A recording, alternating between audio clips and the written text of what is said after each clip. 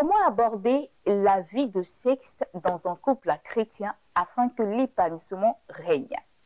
Mesdames et messieurs, bonjour et bienvenue dans cette émission. Il faut en parler de ce jour. Eh bien, nous parlons d'un thème très important, la relation sexuelle dans la vie d'un couple chrétien. Pour ce faire, je ne suis pas seule. Je suis avec Madame Ouessou, mère au foyer avec 6 enfants et elle a 17 ans de mariage.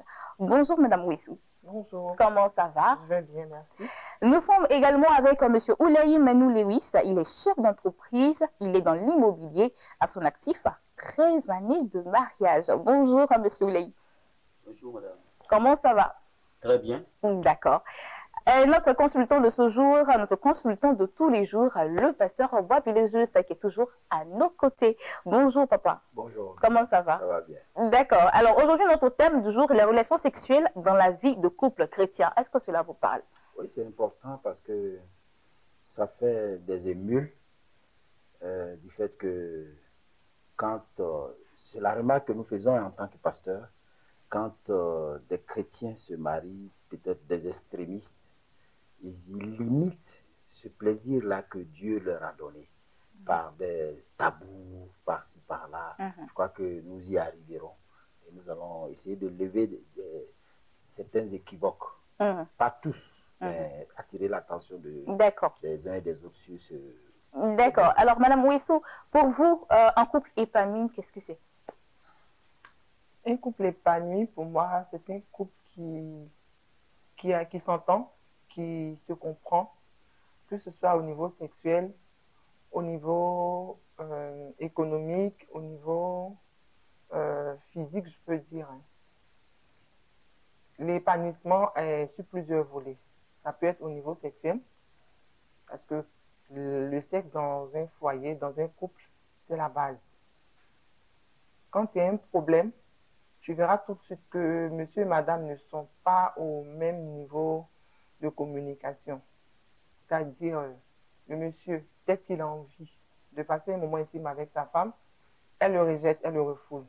Et ça peut entraîner des frustrations qui peuvent entraîner des problèmes dans le couple, voire amener même l'un des partenaires qui est frustré à avoir des relations hors mariage.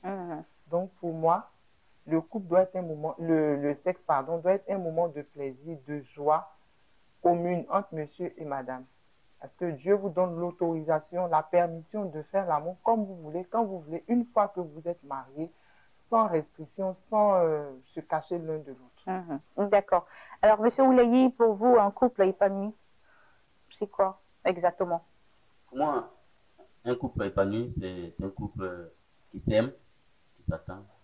Qui s'entend? D'accord. Pas de sexe? Pas de sexe? Pourquoi pas? Le sexe fait partie du couple, hein? D'accord. C'est ce qui donne l'amour réel dans le couple. D'accord. Alors, papa? Bon, en tant que chrétien, chacun de nous savons ce que la Bible enseigne. Par exemple, la Bible demande à la femme d'être soumise à son mari et à l'homme d'aimer sa femme et de la respecter. Et si ces choses-là manquent, je crois qu'il y aura problème forcément dans le foyer. C'est-à-dire, chacun doit assumer ses rôles et ses responsabilités en tant que femme. Et aussi, bon, ne pas être trop exigeant parce que l'homme doit savoir qu'il est marié à une femme. Comprenez-moi bien. Elle a ses instincts de femme. La femme aussi doit savoir qu'elle est mariée à un homme. Il a ses instincts d'homme, orgueilleux, etc. Donc, il faut savoir tout ça. Et savoir aussi que tu n'es pas marié à un ange. Ce qui revient à dire? Il a ses défauts. D'accord. Il a ses défauts. On parle toujours de tolérance, il a ses défauts. Donc, il faut tenir compte de tout ça pour ne pas qu'il y ait des vilains problèmes, des choses inutiles. Parce que si on ne considère pas tout ça, à la moindre pécadille, l'épanouissement disparaît. Et puis avoir une bonne communication aussi. On peut dire beaucoup de choses, mais je m'arrête là. D'accord. Madame Ouessou, selon vous, comment maintenir la flamme de l'amour dans le couple? Ben, il y a plusieurs aspects pour moi. Déjà, une femme doit être accueillante. C'est-à-dire, moi, je dis toujours, il faut avoir des moments très intimes, très proches. Par exemple, ce matin, quand vous devez vous réveiller, vous vous lavez ensemble. Ça vous permet d'échanger, de communiquer, de faire des projections de la journée. Et si vous avez la possibilité, vous mangez ensemble aussi à midi. Pour moi, c'est important qu'un couple mange ensemble dans la même assiette parce que moi, je mange dans la même assiette avec le même verre avec mon époux parce qu'on se dit, ça nous permet d'être encore plus forts et ça nous donne plus d'astuces pour nous rapprocher davantage. Vu que la vie active fait que les uns et les autres, on n'a pas toujours le temps. Donc, quand on a l'occasion, il faut mettre vraiment ce genre de choses à profit. Maintenant, le soir, quand vous devez, la science dit qu'un homme doit avoir des relations sexuelles 21 fois par mois. C'est-à-dire le reste des jours, on considère que la femme est là, ses menstrues et tout ça. Donc, le reste des jours, les 21 fois, ben écoutez, monsieur, madame se donne le temps de faire l'amour comme il se doit. Vous vous lavez ensemble. Quand vous finissez de vous laver, déjà, c'est des signaux que vous donnez en faisant des petites causeries que vous aurez dans la douche et tout ça. Et quand vous venez, ben écoute, vous faites tout ce que vous avez envie de faire avec, bien sûr, le consentement de l'autre. Et c'est clair qu'il y a des choses qu'il ne faut pas faire. Il y a certaines pratiques qu'il ne faut pas faire, qui ne sont pas autorisées à faire. On n'est pas des animaux. Donc, on reste vraiment dans tout ce qui est faisable humainement. Mais on le fait vraiment sans tabou. Tu peux te dénuder devant ton époux ou devant ta femme parce que Dieu t'a donné la permission de le faire. Tu as le droit de te dénuder. Il ne faudrait pas que tu sois gêné pour dire non, il faut éteindre la lumière. Ça tue ce petit côté sexy. Donc on ne doit pas éteindre la lumière. Non, si, vous deux, si ça vous plaît, mais si l'un d'entre vous te dit, ah bon, je veux te voir, ben écoute, tu le fais parce que c'est ton époux, tu veux lui faire plaisir. Faire l'amour, c'est faire plaisir à l'autre. Maintenant, il peut arriver des moments où on est peut-être fatigué, mais il y a une manière de le dire. Tu peux même lui faire des câlins, lui faire des bisous et puis l'emmener à dire, ah, écoute, aujourd'hui, je suis un peu fatigué. Je pense qu'on va se limiter au câlin, s'embrasser et puis dormir. S'il insiste. S'il insiste, non, s'il y a cette communication qui existe entre vous, chacun de vous se connaît. Quand ta femme te dit je suis fatiguée, automatiquement tu sais qu'elle n'est pas ouverte. Mais sinon, quand il n'y a pas ça, mais c'est libre court, quoi. Il n'y a pas de tabou avec. D'accord. Monsieur Oulaye, comment maintenir la flamme dans le couple? Vous qui êtes marié depuis 13 ans. Je peux dire il faut la communication, comme il a dit. Chaque matin, c'est saluer. C'est saluer comment? Bonjour chérie. Et puis, on te donne un petit baiser. Bonjour chérie. Vous donnez des petits baisers. Et puis, la journée, vous préparez la journée ensemble. En tout cas, tout ce que tu fais, étant homme, tes projets, il faut partager avec la femme. Que vous avez la même idée, le même projet. Et quand les projets sont ensemble, ça vous lie de plus encore. Et quand tu sors, il faut appeler ta femme pour voir comment ça va à la maison. Elle aussi, elle t'appelle aussi pour dire comment ça va et puis avoir tes nouvelles. Donc quand c'est comme ça, vous êtes liés toute la journée et quand tu viens le soir, la journée. Donc si je comprends bien, c'est-à-dire vous êtes sortis du lit le matin ensemble, vous vous êtes fait des petits bisous avec le bonjour qui va avec. Au travail, on s'appelle pour savoir si ça va. Oui, tu ne peux pas faire une journée pleine et puis venir le soir comme ça, sans appeler ta femme. Il y en a qui le font, qui sortent de la maison le matin, qui reviennent le soir. Bon, je ne trouve pas ça intéressant. D'accord. Moi, je ne crois pas que c'est ça. D'accord. Donc, une fois dehors, il faut toujours quand même appeler madame 2 à 3 fois dans la journée. Oui, quand c'est comme ça, quand vous voyez le soir, la joie est là, la paix est là. D'accord.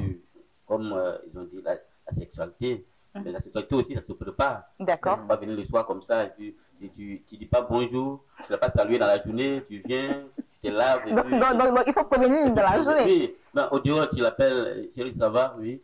Le soir, ça va chauffer. Hein. Voilà, comme je dis, c'est des signaux. Et quand c'est comme ça, après déjà, quand tu viens déjà, elle te dit, préparer pour ça. D'accord.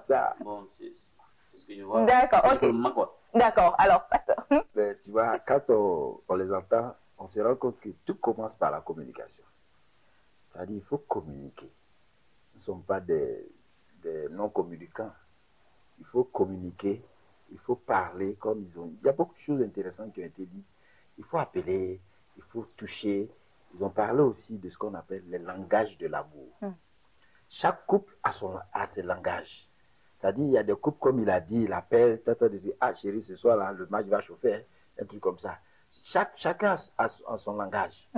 Soit, par exemple, il dit, bon, il n'a pas cette habitude-là, mais il dit, ben, ce soir, j'ai envie de manger quelque chose. Bon, je vais rentrer un peu plus tôt. Tu rentres à quelle heure? Bon, je passe te chercher. Alors qu'il ne passe pas la chercher, souvent, elle prend son car. Donc, elle comprend, c'est-à-dire, à force d'habitude de communiquer ainsi, elle comprend déjà que ah, le petit là, il est en train de venir. Il est en train de venir. Et puis, elle aussi, elle se prépare. Parce que le corps même doit être préparé à ça. L'esprit doit être préparé à ça. Tout ça. Donc, et puis, comme je le dis dans la communication, il faut être exact. C'est-à-dire, il faut éviter, parce que si quelque chose est mal dit, ça peut déteindre sur toute la journée dans vos relations. Et jusqu'à arriver même à l'intimité sexuelle. Par exemple, c'est pas à toi, homme, quand tu arrives ouais, le soir, mais pourquoi le riz là, tu as préparé ça sans huile? C'est pas à toi de lui dire comment elle doit faire la cuisine. Parce que c'est des petites choses, on ne considère pas ça, hein, mais ça fait très mal.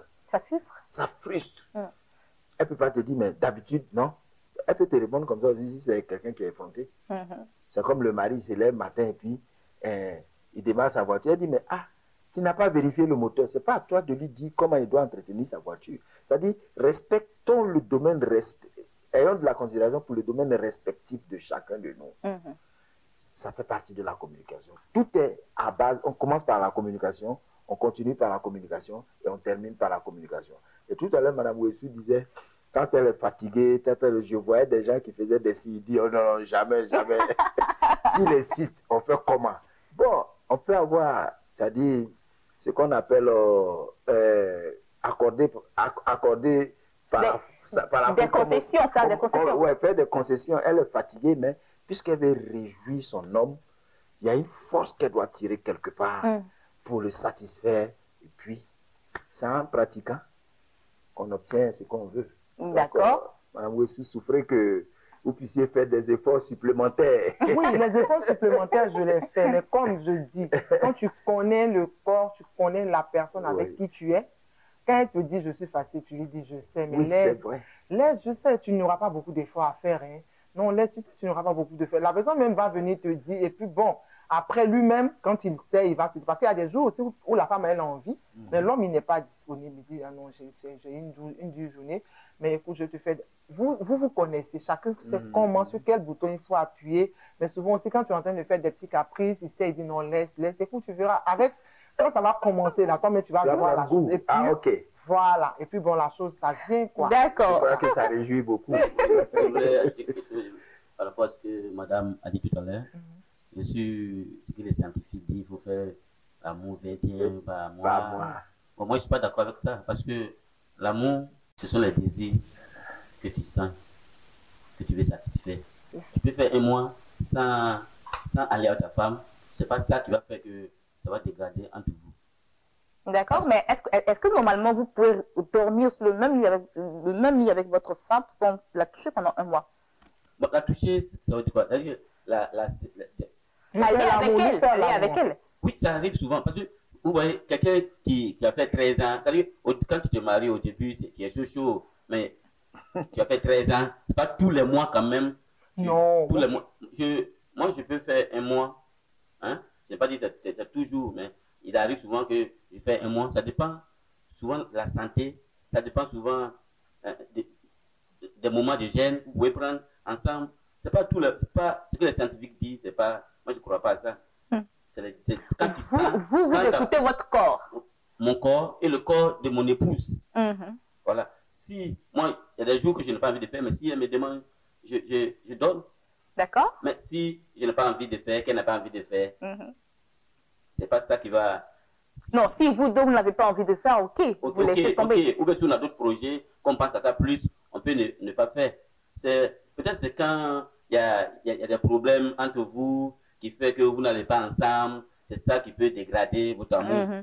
Sinon, quand il n'y a rien, vous vous saluez, vous pouvez vous coucher, vous toucher, sans toutefois commettre la sexualité. Mais c'est tout ça aussi, la sexualité. Même les attouchements, les embrassades, les cas. Ce n'est pas forcément la pénétration sexuelle qui est faire l'amour avec une femme, non. Même l'embrasser, il y a la manière d'embrasser. il y a la manière de la caresser, il y a la manière de la toucher. C'est tout ça qu'on appelle la sexualité, faire l'amour à une femme. En fait, M. Oulaye, quand les Blancs disent 21 fois, c'est-à-dire, c'est pas que c'est obligatoire, mais c'est dire que c'est vraiment rare. C'est pas que ça aura un impact sur ta santé, hein, mais c'est quelque chose, on se dit que rester un mois et demi, sans raison, c'est-à-dire raison de maladie, comme il a dit, tant de trucs, sans toucher à sa femme, non, ça relève d'un autre domaine de choses. Soit il y a un problème, tant de trucs. En fait, c'est dans ce sens-là qu'eux ont donné cette norme-là. Sinon, si de façon normale, un homme qui est normal, une femme normale qui a toutes ses pulsions le matin, qui se réveille en bonne santé, tu es amoureux, tu es amoureuse, ben écoute, à tout moment, tu as envie, quoi. Et puis le mariage, je dis, c'est comme une entreprise. Aucune entreprise soit au top niveau, c'est chaque jour que tu entretiens, tu manages ton entreprise. Mais quand tu vois que l'entreprise est en train de descendre, ça veut dire que le manager a un souci. Donc, il faut toujours manager son entreprise pour qu'elle soit au top niveau. Et le meilleur manager, c'est la femme.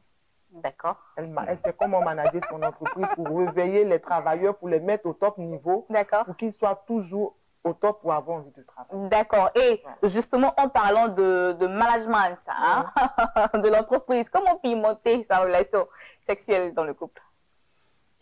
Ben, chaque femme a ses atouts. Elle a ses jeux, il y a des jeux, il y a des choses que le monsieur aime. Et tout ça, c'est quand vous apprenez à vous connaître. Je peux lui demander qu'est-ce que tu aimes, par exemple. Peut-être qu'il aime la lumière. Souvent, la lumière peut être tamisée. Ou bien il aime peut-être les massages de pieds. Il peut aimer la musique douce.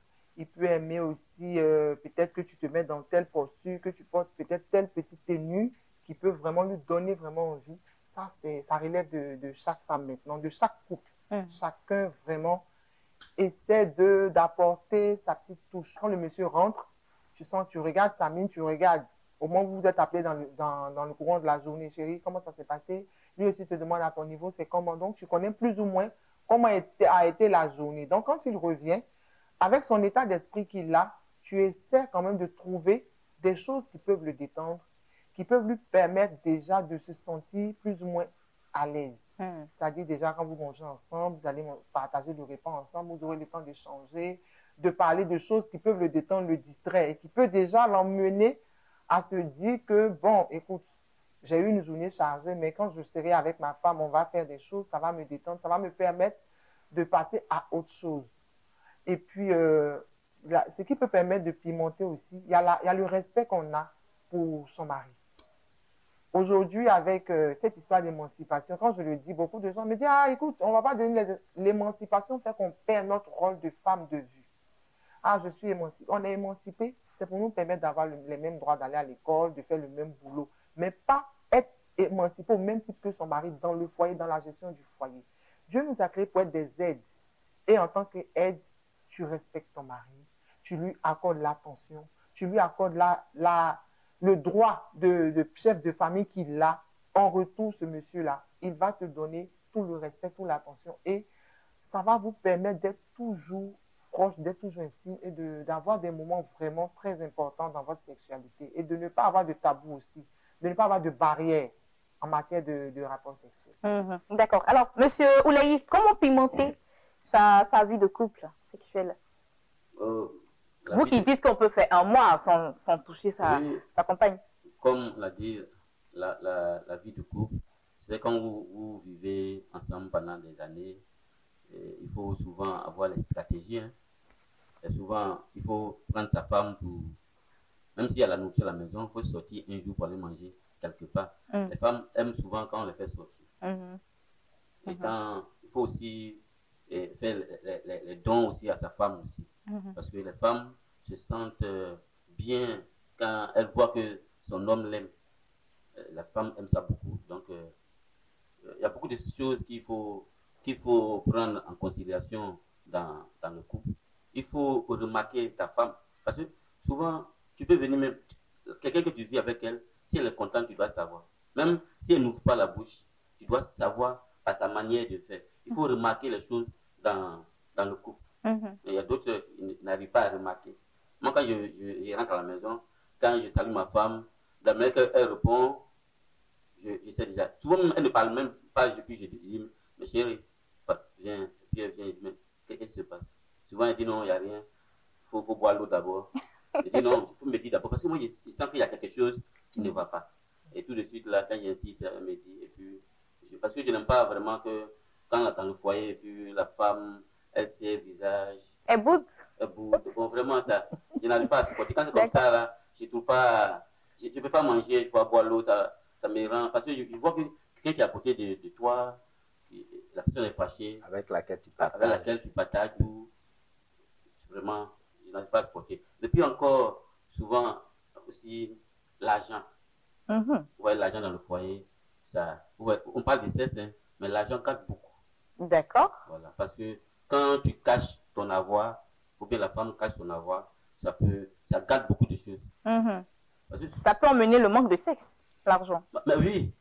En fait, vous voyez, le sexe là, c'est quoi? C'est quand tu es en joie, quand tu es en joie, quand ta femme dit des choses, ou bien quand elle fait des choses qui te plaisent, c'est tout ça là qui te donne la force même de faire le sexe. Mais s'il y a un jus, si quelqu'un est boudé, si tu es fâché, est-ce que tu peux faire l'amour? Tu ne peux pas. C'est quand tu es en joie que tu peux faire plusieurs fois l'amour. Même chaque jour, tu veux faire. Pourquoi? Parce que tu l'aimes davantage. Mais quand la femme te boude, quand il n'y a pas de communication, quand tu trouves l'argent qui cache à la femme, elle n'est pas en joie, elle ne peut pas tout te donner. L'homme aussi ne peut pas tout te donner. Parce que l'argent joue beaucoup dans le couple. Donc c'est pourquoi il n'est pas bon de cacher, d'être avare. D'être avare. Quand ils vous donnent l'argent à la femme, ouais, ils vont faire leur poche là comme ça. Ce que tu caches, tu portes pantalon dessus là, excusez-moi du mot, mais tu montes ça, tu caches à tout le monde là, tu montes ça. Maintenant, pourquoi l'argent que tu achètes, les choses qui passent dans la main des gens, pourquoi tu peux cacher? D'accord, ok, d'accord. Alors, papa. En tout cas, c'est bien dit. Il y a beaucoup de choses, la communication, les habitudes, le respect mutuel qui ont été énoncés ici. Il y a la considération qu'on a pour... C'est-à-dire qu'il faut savoir parler à son mari, savoir parler à sa femme, avoir de la considération pour elle, comme la Bible dit dans le livre de Galates. Donc, il y a une chose, la destination, les rapports sexuels. C'est quoi la destination? C'est la joie mutuelle dans la sainteté. C'est-à-dire où on veut arriver là. Il faut que nous deux, on soit en joie quand on a fini. Pour cela, il faut que nous soyons au même niveau d'information dans le domaine sexuel. Il faut que ce que moi je sais là, toi aussi tu saches ça. On nous donne des enseignements sur ça. Bon, il y en a qui ne font pas de cours de sexualité, mais moi j'en fais. Il faut que monsieur et madame soient au même niveau d'information pour savoir que ça là on fait, ça là on ne fait pas, ça on ne peut pas faire. Parce que si vous n'êtes pas au même niveau d'information, il y aura des obstacles pendant vos rapports sexuels. Ah, pourquoi tu fais ça? Est-ce que le passé a dit on peut faire? Et ça coupe l'appétit. Ça coupe l'appétit. Donc, il faut être au même niveau d'information. Voilà, ça c'est très important. D'accord. Alors, Madame Ouissou, l'épanouissement de la vie de couple rime-t-elle avec fréquence des rapports? Parce que là, vous avez parlé, au début, vous avez parlé de 21 fois dans le mois. Est-ce qu'avec ces 21 fois, on peut dire que le couple est épanoui? Pas forcément. Pas forcément. C'est la qualité, même si c'est fait une seule fois, la manière dont c'est fait. Si c'est bien fait, de qualité, le couple est épanoui. D'accord. Même une fois? Une fois. On peut le faire même 100 fois. Mais si ce n'est pas fait avec amour, et puis il n'y a pas la manière, il n'y a pas la qualité, c'est-à-dire que tu viens, l'autre n'est pas consentant, donc l'autre ne réagit pas. Toi seul, tu y vas. Tu essaies du glacé. Voilà. Tu veux un thé chaud, mais tu as le thé glacé. Du coup, le thé même va te faire vomir. D'accord. Donc, du coup, ce n'est pas la fréquence, mais c'est la qualité. C'est la qualité des rapports qu'on a qui fait que le couple est épanoui. J'ai parlé des 21 fois, en fait, c'est pour dire que ne faudrait pas que les gens soient à dire que non, on fait une fois. Pour dire que même là, ils ont fait des études pour dire que 21 fois, ça permet aussi d'éviter même, paraît-il, la prostate aux hommes. Parce qu'on dit quand l'organe sexuel est en mouvement, en activité, ça permet de retarder la prostate chez les hommes. Donc, c'est pour ça que j'ai énuméré les mêmes. D'accord. Alors, Monsieur Oulayi, l'épanouissement de vie de couple rime-t-elle avec la fréquence? Est-ce que j'ai commencé à dire déjà? J'ai dit que c'est pas la fréquence de la sexualité. Et pourquoi j'ai dit que même tu peux faire un mois sans le faire. Sans le faire. Et puis être en joie avec ta femme, avec ton époux. C'est ce que je disais tout à l'heure. Parce que si les compliments que nous disons, c'est-à-dire que vous arrivez à communiquer, tu ne cachez rien, vous ne vous cachez rien, vous allez faire un mois, 2 semaines sans le faire, vous pouvez être toujours en joie. Parce que vous voyez, tout à l'heure, je disais que le sexe là, on le fait quand on est en joie. Voilà, on le fait quand on est en joie. Parce que si tu n'as pas rendu ton conjoint en joie et que qui fait, il ne va même pas sentir quelque chose. Donc, c'est pas la fréquence. C'est pas la fréquence, mais... Donc, vous la rejoignez quand elle parle de qualité. Oui, oui, qualité. C'est la qualité. Je suis d'accord avec elle sur ce point-là. C'est le 21 jours là que j'ai...